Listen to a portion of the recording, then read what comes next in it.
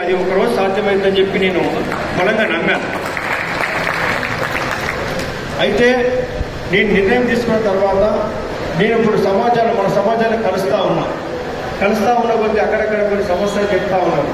ముఖ్యంగా చెప్పిన కొద్దీ నాకు ఎక్కువ మటుకు తెలుస్తున్నటువంటి విషయాలు ఏంటంటే ఉపాధ్యాయుల సమస్యలు రకరకాల ఉపాధ్యాయుల సమస్యలు, ఏ డిపార్ట్మెంట్ లేనటువంటి సమస్యలు ఒక ఎడ్యుకేషన్ డిపార్ట్మెంట్ ఎందుకు ఉన్నాయని చెప్పి చాలా బాధేస్తా ఉన్నాను.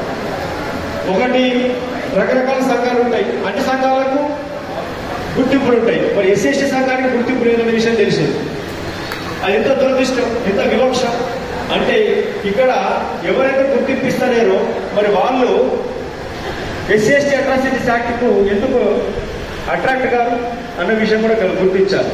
మరి పెట్టేటువంటి దరఖాస్తులు పెట్టుంటారు ఆల్రెడీ. ఎవరైతే రిజెక్ట్ చేస్తున్నారో ఆ రిజెక్ట్ చేసిన వాళ్ళు ఎస్సీ అట్రాసిటీస్ యాక్ట్కు ఖచ్చితంగా అట్రాక్ట్ అవుతారని చెప్పి నేను ఒక న్యాయం చట్టం తెలిసిన వ్యక్తిగా నేను చెప్పడం జరుగుతుంది ఇక్కడ. అంటే అది వివక్షతో సమానం. అదేవిధంగా ఇంకొక దురదృష్టకరమైన విషయం ఏంటంటే ఇక్కడ పెన్షన్ తీసుకుంటున్న వాళ్ళు ఉన్నారు, సిపిఎస్ తీసుకుంటున్న వాళ్ళు ఉన్నారు. అంటే ఇక్కడ కూడా పెద్ద వివక్ష. ఆ సిపిఎస్ సిస్టమ్ కూడా ఎందుకు రావాలి? ఏదో వరల్డ్ బ్యాంక్ నిబంధనలు విధించిందని చెప్పి డౌన్ సైజింగ్ ఆఫ్ ఎంప్లాయ్మెంట్ పెంచాలన్న ఉద్దేశంతో, ప్రభుత్వ ఉద్యోగులు తగ్గించాలన్న ఉద్దేశంతో, దేశం మీద ఆర్థిక పరిస్థితుల మీద ప్రభావం పడుతున్న ఉద్దేశంతో తీసుకొచ్చినటువంటి విధానం అది. ఒక ఉద్యోగం